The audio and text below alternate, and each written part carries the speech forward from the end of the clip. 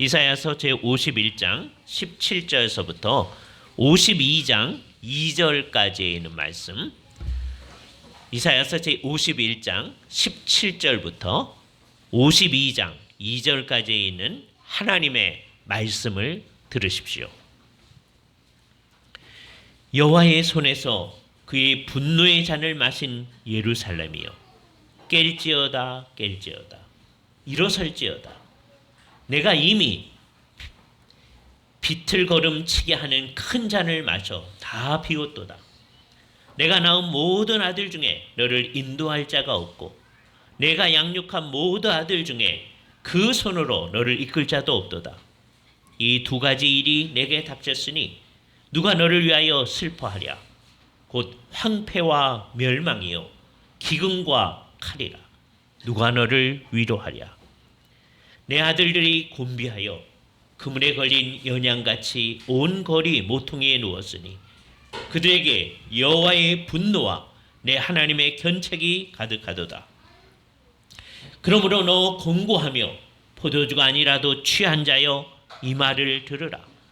내 주 여호와 그의 백성의 억울함을 풀어주시는 내 하나님이 이같이 말씀하시되, 보라, 내가 비튼거름치게 하는 잔 곧 나의 분노의 큰 잔을 내 손에서 거두어 내가 다시는 마시지 못하게 하고 그 잔을 너를 괴롭게 하던 자들의 손에 두리라. 그들은 일찍이 내게 이르기를 엎드리라, 우리가 넘어가리라 하던 자들이라. 너를 넘어가려는 그들에게 내가 내 허리를 땅과 같게 길거리와 같게 하였느니라 하시니라. 시온이여, 깰지어다 깰지어다. 내 힘을 낼지어다. 거룩한 예루살렘이여, 내 아름다운 옷을 입을지어다.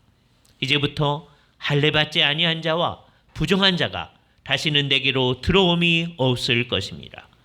너는 티끌을 떨어버릴지어다. 예루살렘이여, 일어나 앉을지어다. 사로잡힌 딸 시온이여, 내 목의 줄을 스스로 풀지어다. 주께서 이 말씀을 사용하셔서 우리에게 필요한 은혜를 베풀어 주시기를 원합니다.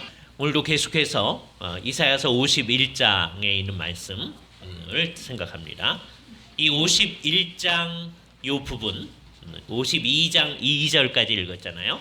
그리고 이제 다음번에 이제 52장 나머지 부분을 몇 번에 걸쳐서 이제 생각을 하고, 그다음에 53장을 향해서 나아가는데, 이게 일종의 그 나아가려고 하는 목적지를 향해서 점점점 나아가는 목적을 우리한테 아주 잘 보여주는 말씀이 되어집니다. 오늘 읽었던 부분은 그냥 이렇게 스쳐 읽으면 그런 방향, 우리에게 위로를 주고 우리로 하여금 어떻게 해야 할지를 알려주는 부분하고 다른 것처럼 보여질 수 있어요. 왜냐하면 이 부분은 우리가 처한 어려운 상황을 잘 묘사하는 부분입니다. 근데 잘 들어보면 이 부분도 이미 하나님께서 해 나가시려고 하는 그 새로운 일을 준비하고 있는 부분이다라고 하는 것을 잘 알 수 있습니다. 그래서 오늘 읽었던 부분은 이제 앞부분은 어두움의 색조가 오히려 더 많이 있는데, 사실을 들여다보면 어둡게 우리를 쓸어 넘어지게 하는 부분이 아니라고 하는 걸 알 수 있습니다. 전체 배경은 우리가 계속해서 이사야서를 통해서 우리가 강조하고 있듯이 이제 얼마가 지나면 이스라엘 백성들이 바벨론에 의해서 멸망당할 것을 배경으로 하고 있는 거예요. 그런데 이제 앞으로의 방향은 어떻게 가느냐? 바벨론에서 멸망당하는 것으로 끝나지 아니하고 이들을 회복하여 주실 것임을 바라보게 하면서 이끌어가는 것. 지금 몇 주 동안 우리가 강조하는 이 전체적인 배경입니다. 그러니까 지금 이 예언을 하는 상황에서는 아직 그 바벨론에 의한 멸망도 이루어지지 않은 상황입니다.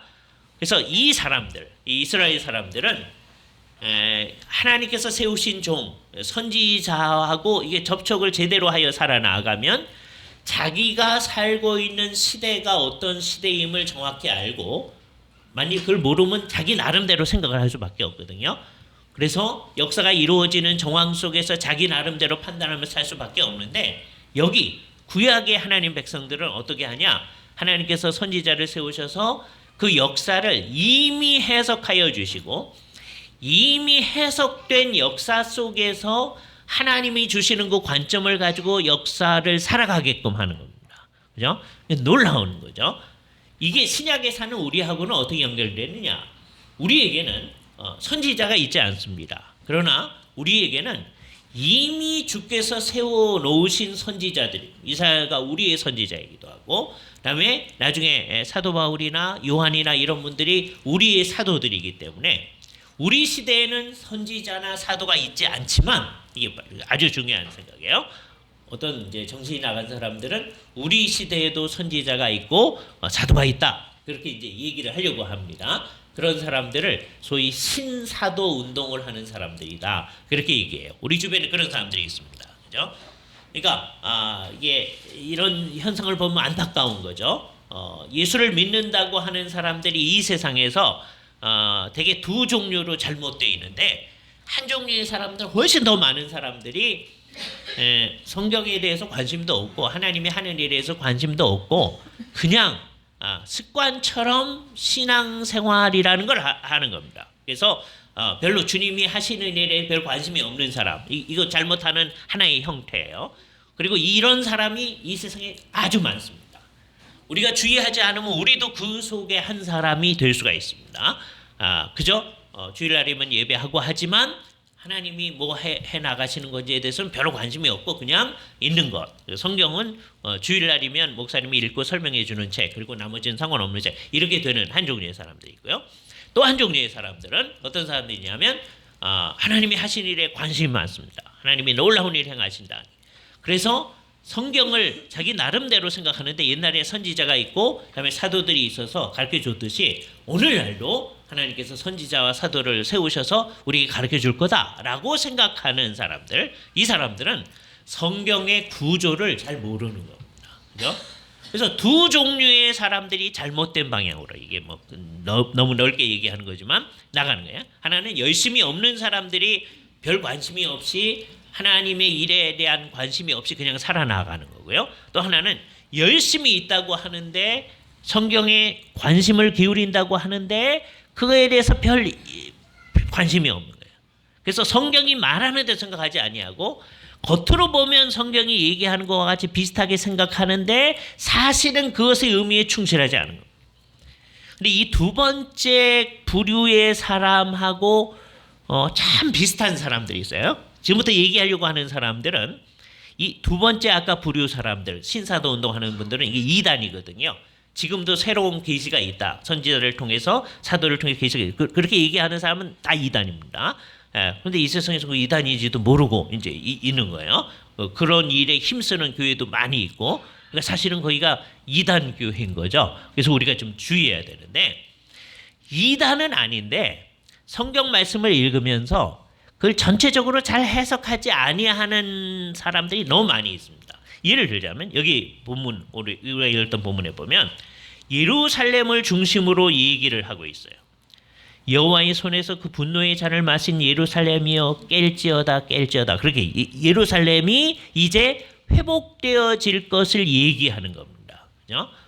그랬더니 그거를 어떻게 생각하느냐 하면, 나중에 이게 이제 이스라엘 역사 가운데 나중에 바벨론으로부터 포로로부터 귀환해 와가지고 예루살렘이 새로 회복되게 되는 거로, 그것만 생각하지 아니하고 그것도 생각하긴 합니다만은 이게 장차 언젠가 예루살렘을 중심으로 하여 세계 질서를 하나님이 재편할 때가 있다라고 생각하면서 그런 식의 미래를 생각하는 예가 있습니다. 얼마 전에 트럼프 대통령이 예루살렘을 이스라엘의 수도로 인정한다. 그러니까 미국은 지금 테라비브는 지금 성경에 있는 용어로는 요빠라고 하는 거예요. 그죠?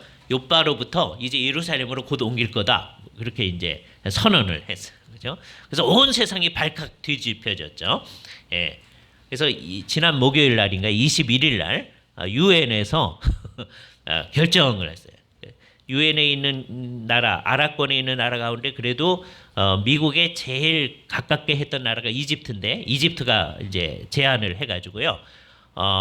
예루살렘의 어떤 지위에 어떤 영향을 미치는 것도 있을 수는 없다라고, 그러니까 트럼프 대통령의 그 선언에 대해서 이제 반대하는 결의안에 대해서 의견을 올렸죠.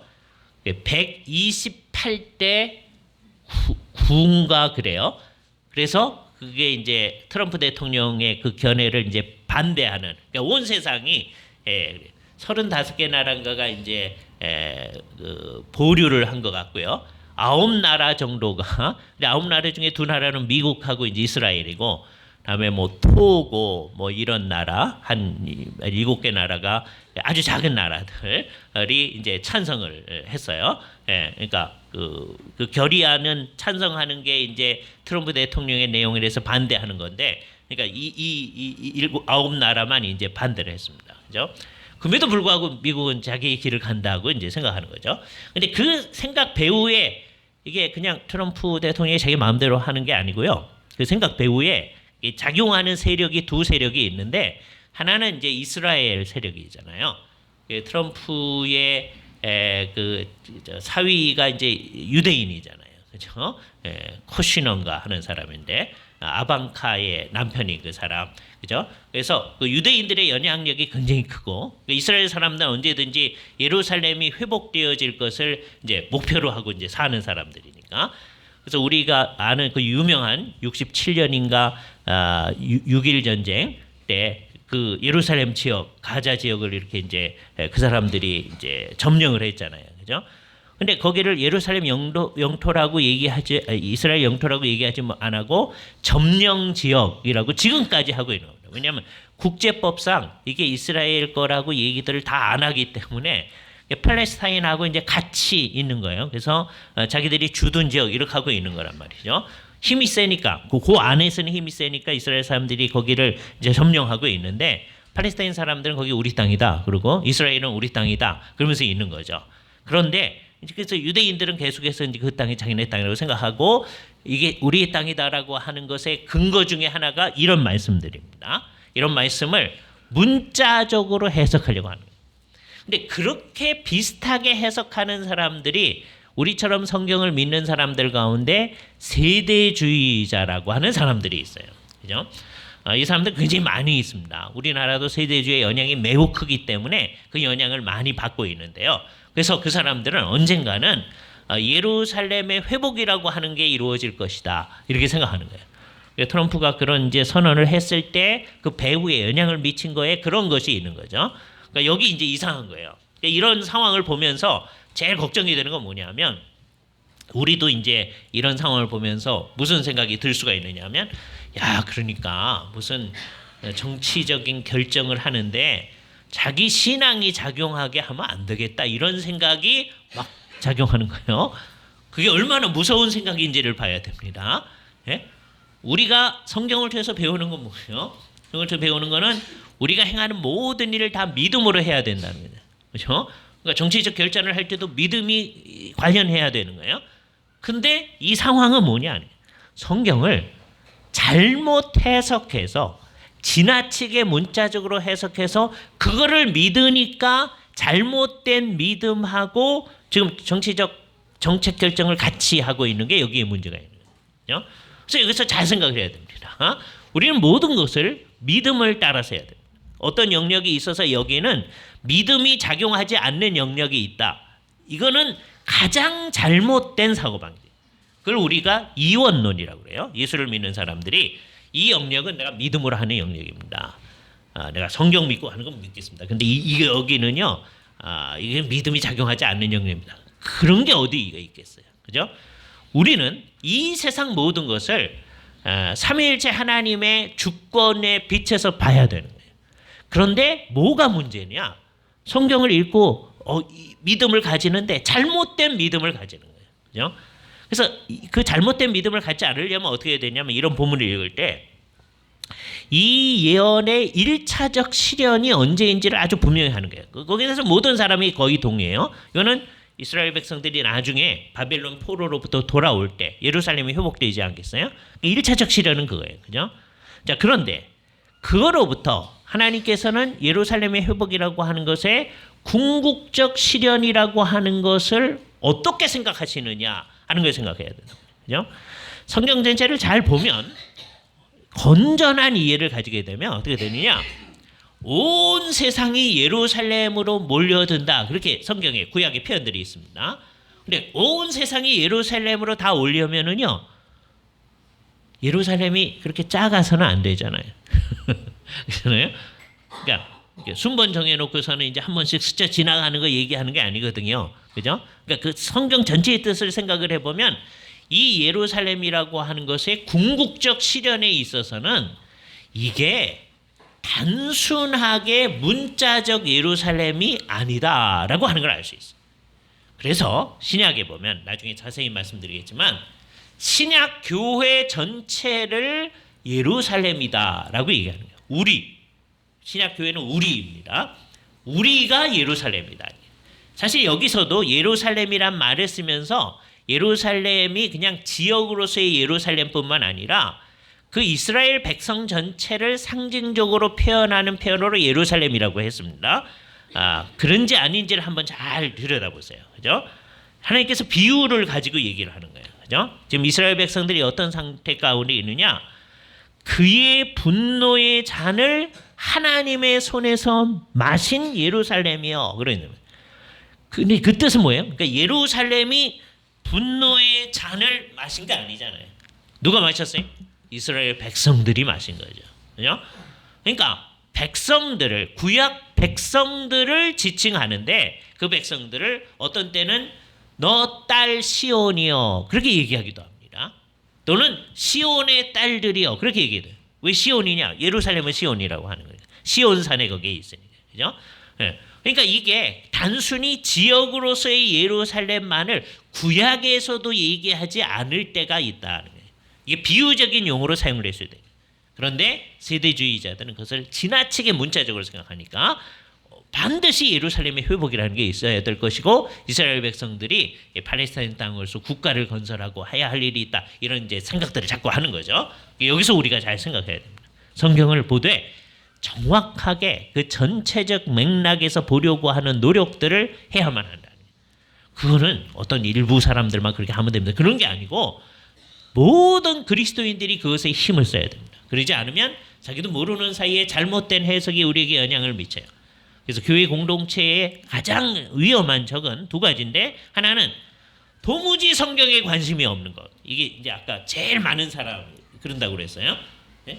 그래서 하나님의 말씀을 공부하는 거에 전혀 관심이 없는 부류. 교회 공동체에 있으면서 그런 사람들이 있을 수가 있습니다. 그게 가장 큰 적이에요. 두 번째 적은 뭐냐? 성경에 관심이 있다고 하면서 성경을 하나님의 의도대로 해석하지 않는 겁니다. 그죠?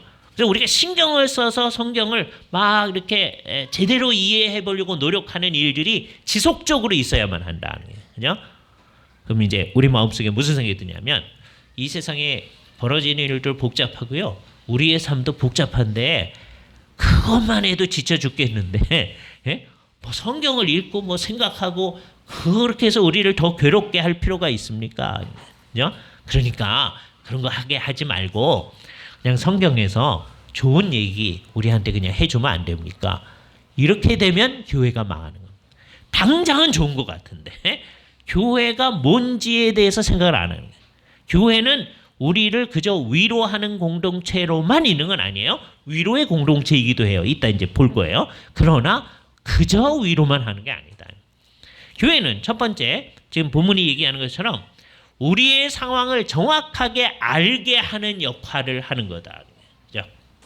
우리가 어떤 상황 가운데 있느냐? 이 이사야의 백성들, 이 예언을 처음 듣는 1차 독자들한테 이사야는 지금 너희가 어떤 상황 가운데 있느냐? 하나님의 진노의 잔을 마신 상황 가운데 있다라고 얘기하는 거예요. 지금 이 얘기를 처음 들을 때는요. 아직 그걸 마신 게 아니에요. 이제 전쟁이 막 일어나 가지고서는 바벨론에 의해서 멸망을 하게 되면 그게 진노의 잔을 다 마신 게 되는 거예요. 그죠? 그 방향을 향해 가고 있는 거예요. 그러니까 여기 잔이라고 하는 것 의미 있게 생각해야 됩니다. 성경에서 잔이라는 말이 사용될 때는 뭐 다양하게 사용되지만 어떤 거는 굉장히 그 좋은 의미로 사용될 때가 있어요. 시편 23편에서 얘기하는 내 잔이 넘치나이다 라고 할 때는 좋은 의미죠. 그죠? 똑같은 단어입니다. 코스라는 단어인데 잔이란 말이에요. 그죠? 코시, 그러니까 내 잔이니까 코시. 나의 잔이 맨 끝에 이 그럼 나의라는 말이거든요. 나의 잔이 넘치나이다. 너바야. 이렇게 얘기해요. 이거는 좋은 의미죠. 그런데 여기서 말하는 여기서 문맥상으로도 분명해. 하나님의 진노의 잔. 이게 나쁜 의미죠. 이 잔을 얘기할 때 우리가 마음속에 금방 떠오르는 게 있습니다.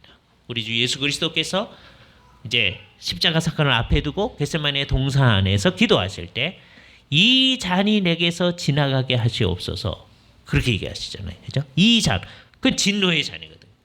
예수님은 진노를 받을 필요가 없는 분입니다. 그런데 진노를 받으실 거예요. 어디서 받으시느냐? 십자가에서 받으시는 거예요. 당신님은 그것을 받을 이유가 하나도 없는 분이신데 어떻게 해서 받게 되느냐?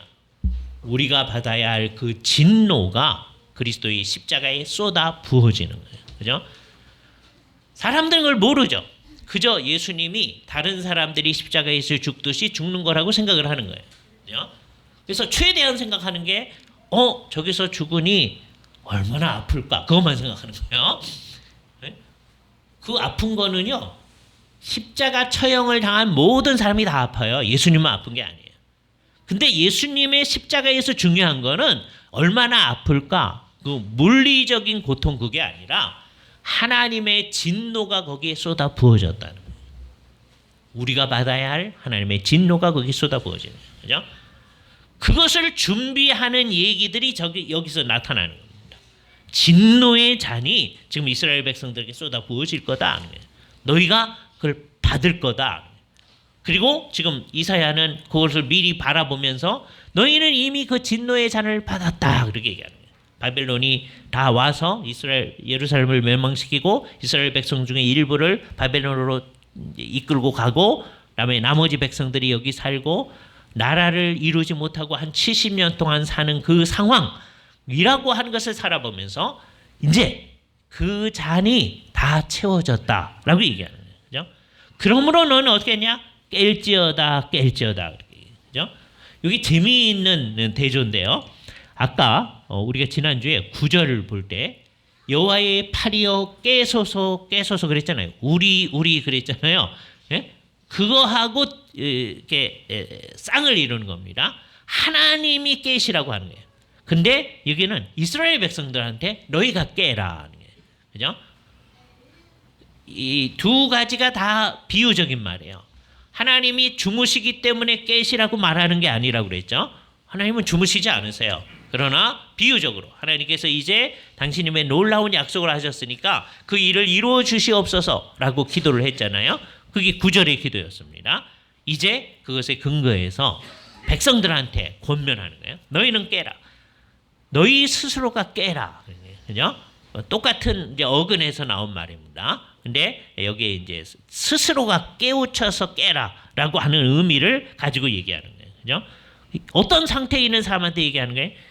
여호와의 손에서 그의 분노의 잔을 마신 예루살렘, 이스라엘 백성을 얘기하는 겁니다. 그죠? 어떻게 되느냐? 너희 일어나야 된다. 그죠? 내가 이미 비틀걸음을 치게 하는 큰 잔을 마셔서 다 비웠도다. 그 상태에서 얘기하는 거예요. 이게 얼마나 비참한지를 지금 얘기를 합니다. 첫 번째, 어떤 상황이냐? 내가 낳은 모든 아들 중에 너를 인도할 자가 없고 내가 양육한 모든 아들 중에 그 손으로 너를 이끌 자도 없다. 이렇게 비참하다. 따라서 여기서도 예루살렘에 대해서 뭐라고 했냐면 내가 낳은 모든 아들 중에 내가 양육한 모든 아들 중에 이렇게 얘기합니다. 그러니까 이 예루살렘이 지명으로서의 예루살렘을 얘기하는 게 아님을 알 수 있죠. 그죠? 그거 연관되는 거예요. 예루살렘과 관련된 그 사람들 얘기죠. 너희들 가운데, 너희 백성들 가운데 아무도 인도할 사람이 없다는 거예요. 그래서 지금 구약의 하나님 백성들의 상황을 어떻게 놓고 얘기를 하는 거냐면 나이가 많이 먹고 막 기운이 없고 그런데 그 자녀들이 다 죽거나 아니면 병들어 있어서 이 어머니를 도와줄 수 없는 상황 속에 있는 상황처럼 얘기하는 거예요. 아무도 너를 도와줄 수 없는 그런 상황 가운데 내가 처해 있구나. 그거를 깨우쳐 알아야 된다. 이 상황은 이제 이스라엘 백성들이 그렇게 어려운 상황에 있게 된다는 것만 얘기해 주는 게 아니라 하나님의 놀라운 구원이 있게 될 때의 모든 인간의 상황은 사실 그러하다는 것을 우리한테 얘기해 줍니다. 우리가 우리 스스로 뭘 할 수 있다라고 생각하는 거, 그거는 아직 충분히 절망하지 않은 상황입니다. 그래서 우리는 우리의 손에 아무것도 없다. 지금 이것처럼 아무도 나를 도와줄 수 없다. 그럴 때 그러니까 가서 죽어야죠. 그렇게 반응하지 아니하고 그때야말로, 이때 사람들이 생각을 잘해야 되는 거예요. 그때야말로 정말 하나님께 의존하는 거다. 그러니까 뭐가 딱 바르게 인식되어야 되냐면 우리의 정말 무력함. 가끔 가다가 제 영어를 써서 죄송한데 이게 적절했었습니다. helplessness. 그렇죠? 정말 도움을 받을 길이 없는 거예요. 그 무력감을 정말 절실히 느끼는 것. 그게 굉장히 중요한 거예요. 모든 면에서 이게 우리에게 있어야 됩니다. 그죠? 그래도 그러니까 이게 이제 신앙인의 태도가 아닌 거예요. 하나님, 요거는 내가 할 테니까요. 내가 못하는 이런 거 있거든요. 이건 좀 해주셔야 되겠는데요. 내가 여기까지는 했으니까 그 다음에 해주세요. 이게 신앙이 아니다 하는 거예요. 그죠? 우리의 모습은 어떤 데서 출발하느냐. 여기서 정말 이 무력한 상태 가운데 있는 사람으로 묘사하는 이 모습 가운데 있는 거예요. 그죠? 어떻게 됐습니까? 이 두 가지 일이 내게 닥쳤으니 누가 너를 위해 슬퍼하랴. 우리말 번역이 아주 잘 해놨어요. 다르게 번역할 수도 있는데 정말 이 번역이 좋습니다. 누가 너를 위해서 슬퍼할 수 있느냐? 뭐가 임한 거예요? 황폐와 멸망이다. 어떻게 해서 황폐하고 멸망했느냐? 기근과 칼이다. 하나는 자연적인 재해가 임한 것이고요. 하나는 사람의 손으로 재해가 임한 거예요. 그래서 이 두 가지, 이 세상에서 사람들이 당하는 모든 어려움을 요약하면 그거죠. 하나는 자연적으로 오는 어려움, 또는 하나는 사람들의 손으로 인공적으로 오는 어려움이 있는 것이죠. 누가 너를 위로하랴. 적절하잖아요. 어떤 번역은 둘 다 위로하랴 그랬는데 여기서는 그러지 아니하고 첫 번째 것은 누가 너를 위하여 슬퍼할 수 있겠느냐. 그리고 두 번째 번역은 누가 너를 위로하랴. 너를 위해 슬퍼할 수 있는 사람도 없다. 너를 위해서 곡할 수 있는 사람도 없다. 위로해 줄 수 있는 사람도 없다. 아까 얘기했던 절실한 무력감을 강조하는 거죠. 그죠? 내 아들들이 곤비하여 마치 그물에 걸린 연양같이 온 거리의 모퉁이에 누웠으니, 이것은 사냥감이 그 올무에 딱 걸려가지고서는 꼼짝달싹 못하는 상황을 얘기해 주는 거죠. 그죠? 우리는 영양이 동물원에 가서나 보잖아요. 그러나 이스라엘 백성들은 곳곳에서 그걸 보는 거니까 그것이 올무에 걸려 놓여 있는 것들을 살피면서 얘기하는 거죠. 그들에게 여호와의 분노와 내 하나님의 견책이 가득하다. 그죠? 자, 그러므로 여기서부터가 이제, 그러니까 여기까지는 굉장히 어둡잖아요. 너희들이 어두운 상황 가운데 있다. 여기서부터가 중요합니다. 너 공고하며 포도주가 아니라도 취한 자여 이 말을 들으라. 포도주가 아니라도 취한 자여. 맨 처음에 생각하면 이상한 번역인데요. 참 좋은 번역이에요. 일반적으로 사람들이 취한다고 하는 것은 술 때문에 취하잖아요. 그리고 대개는 이스라엘 상황에서는 포도주 때문에 취하는데, 그죠? 노아도 포도주 때문에 취하고 포도주로 취하잖아요. 예? 저들이 새 술에 취하였다. 포도주 먹고 취하였다. 이렇게 사람들이 생각하잖아요. 그런데 이거는 지금 포도주 먹고 취한 게 아니라는 거죠. 그죠? 지금 비틀거리게 하는 분노의 잔, 진노의 잔을 다 마셨기 때문에 취한 것을 얘기하는 거예요. 그래서 포도주가 아니라도 취한 자요. 이제 뭐라 그러느냐? 내 주 여호와 그의 백성의 억울함을 풀어주는 내 하나님이 이같이 말씀하신다. 하나님에 대한 바른 이해가 딱 제시합니다. 하나님이 너의 하나님, 너의 주이신 여호와다. 그 다음에 그의 백성의 억울함을 풀어주는 여호와. 굉장히 중요한 거예요. 예. 지금 이 상황이 억울한 상황이라는 거죠. 하나님을 섬기지도 않는 이방 나라들이 와가지고 그래도 하나님 백성, 잘못하긴 했지만 하나님 백성인 사람들에게 온갖 어려움을 주는 이 상황. 그러나 하나님이 지금 여기 억울함을 풀어주는, 우리한테는 옛날 번역이 조금 더 와닿습니다. 어린아이들은 이 말 잘 모르는데요. 신원하시는 여호와, 성경에서만 읽은 단어잖아요. 그죠? 이게 억울함을 풀어준다는 거예요. 신원한다는 거예요. 그죠? 이게 문자적인 의미로는 재판을 통하여서 그 옳음을 드러내 주시는 그런 얘기예요. 그죠? 하나님은 그런 거잖아요.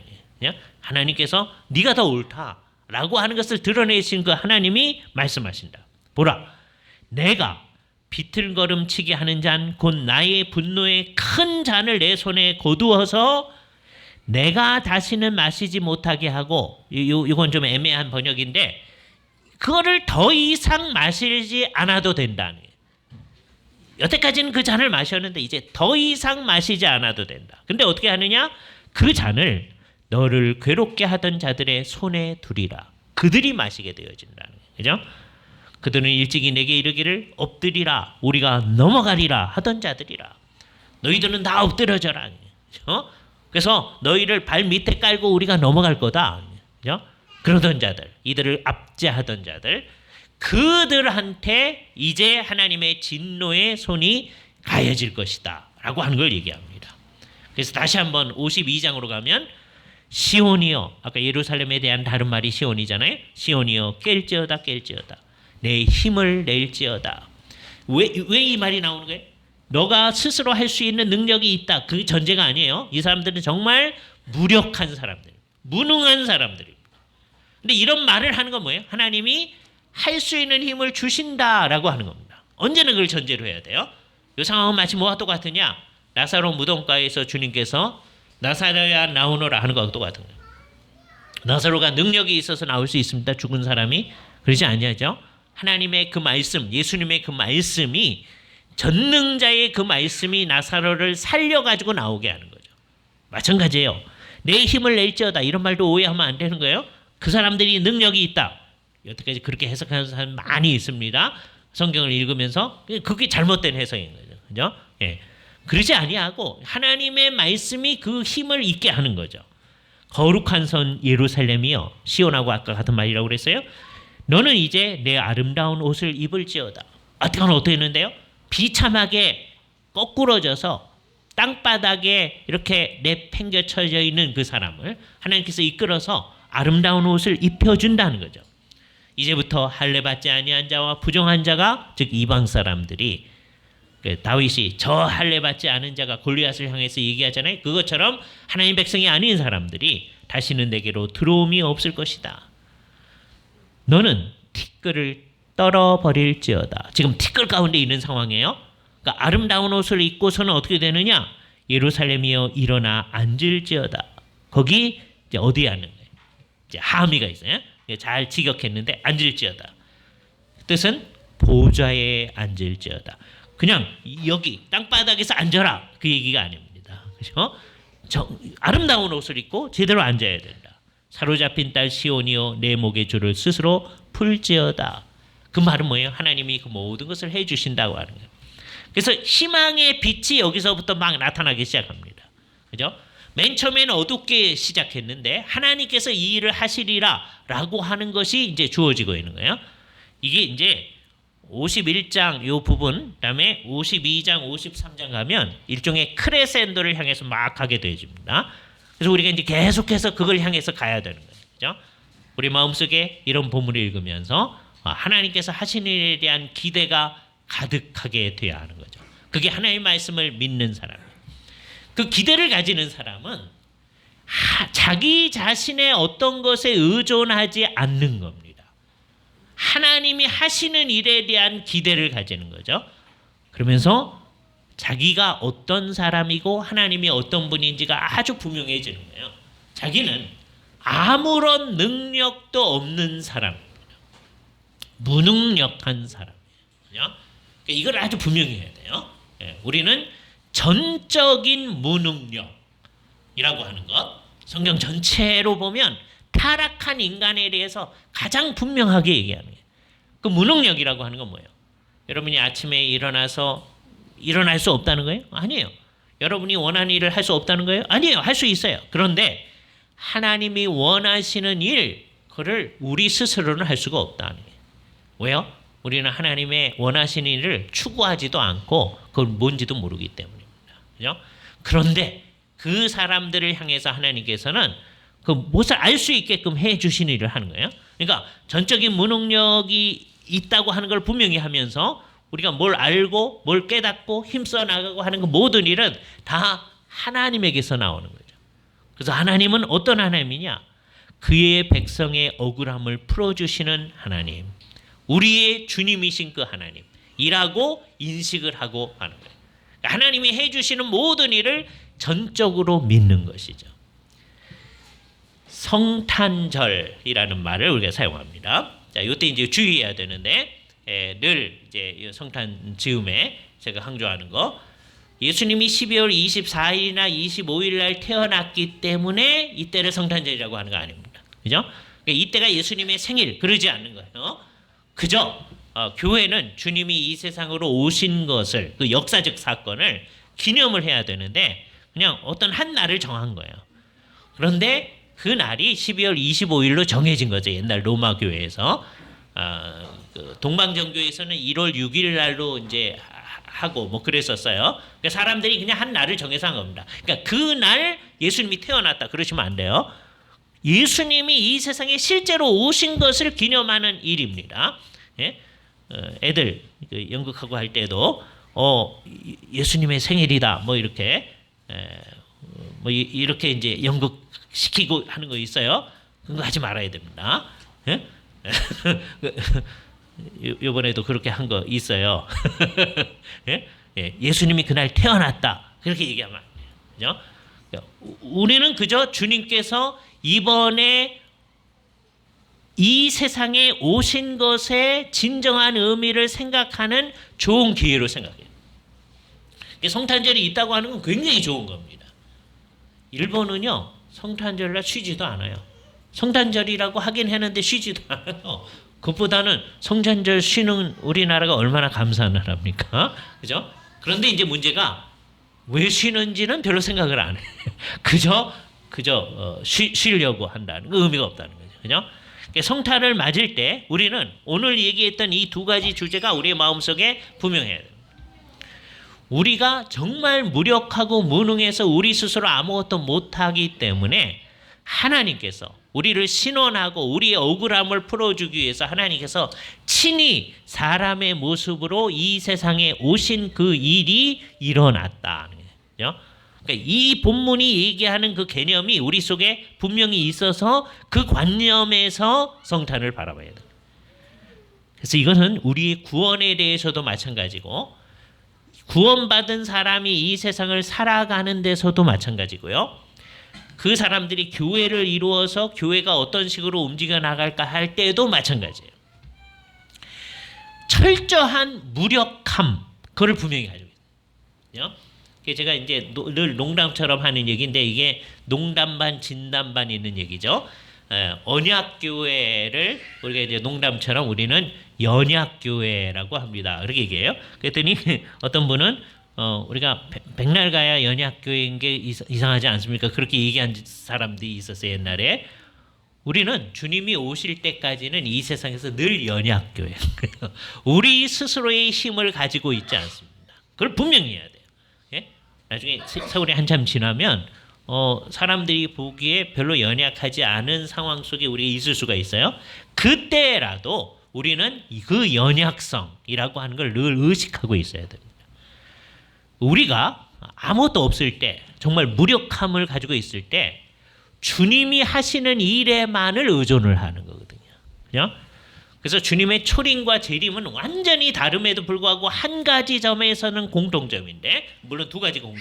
주님이 오신다고 하는 점에서는 첫 번째 공통점이고, 두 번째는 이게 인간 스스로 할 수 없는 이 일을 주님이 이루기 위해서 친히 오신다고 하는 거예요. 이게 공통점이에요. 초림하여 오실 때는 예수님께서 영광스럽지 않게 이 세상에 임하신 거예요. 아무도 잘 모르고 몇몇 사람만 알게 오신 거예요. 나중에는 모든 사람이 알게 오십니다. 그러나 공통점은 뭐냐? 왜 처음에 그 연약한 형태로 오셨느냐? 인간이 스스로 구원할 힘이 없기 때문에 주께서 친히 구원하시기 위해서 오신 거예요. 그죠? 마찬가지로 주님이 나중에 재림하여 오시는 것도 우리들이 우리 스스로를 보호할 능력이 없는 상황 가운데에서 우리를 온전한 구원을 이루시기 위해서 주께서 오시는 거예요. 그래서 우리는 이 세상을 살아갈 때 첫 번째 마음속에 생각해야 될 게 그 연약성을 끝까지 유지하려고 해야 됩니다. 인간의 연약성은 이게 어떻게 나타나냐면 우리가 그 연약성을 탈피하려고 자꾸 노력을 할 수가 있어요. 여러분들이 이 세상에 살면서 여러 가지 일들을 하잖아요. 그러니까 사람들이 흔히 쓰는 말로 스펙을 쌓잖아요. 그게 자칫 잘못하면 연약성을 없애려고 쌓을 수가 있어요. 우리는 열심히 합니다. 열심히 해야 됩니다. 우리 젊은이들 열심히 해야 되는데 그게 연약성을 없애기 위해서 열심히 하는 게 아니다. 우리의 구원만 하나님의 힘에 의존하는 게 아니고 우리는 이 세상을 살아나가는 그 모든 일에 있어서 열심히 해 나가는데 그 열심히 해 나가는 것도 하나님만을 의존해서 살아나가는 거고 교회 공동체가 걸어 나가는 것도 하나님만을 의존하는 그 모습이 우리 속에 분명해야 할 것입니다. 오늘 우리가 이 사실 우리의 연약성에 대한 철저한 자각 그리고 우리의 억울함을 풀어주시는 우리를 신원하시는 하나님에 대한 철저한 믿음이 우리 마음속에 있으면서 그런 마음을 가지고 이 성탄을 생각할 수 있기를 바랍니다. 같이 기도하시죠. 거룩하신 주님, 오늘 주님의 말씀 앞에 우리를 세우셔서 감사드리옵나이다.